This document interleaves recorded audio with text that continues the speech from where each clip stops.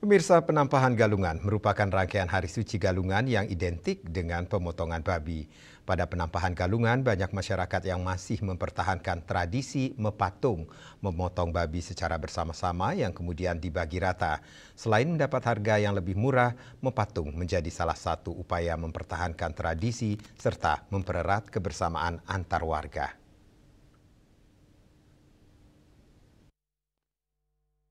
Tradisi mepatung pada penampahan Galungan masih kental dilaksanakan di Desa Rendang, Karangasem. Sekeping patung biasanya membeli satu ekor babi yang kemudian dipotong saat penampahan Galungan. Daging babi tersebut kemudian dibagi sesuai anggota sekep mepatung secara merata.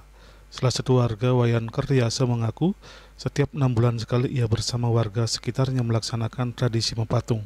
Untuk kali ini, daging babi dibagi menjadi 12 tanding sesuai jumlah seke atau kelompok.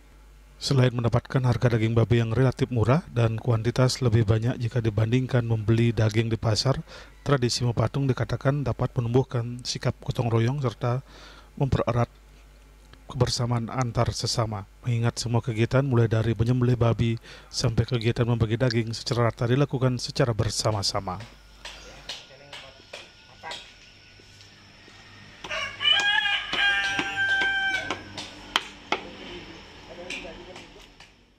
Tradisi mepatung ini merupakan wujud sukacita warga, khususnya umat Hindu, untuk menyambut Hari Suci Galungan sebagai simbol kemenangan Dharma, kebaikan melawan adharma atau kebatilan.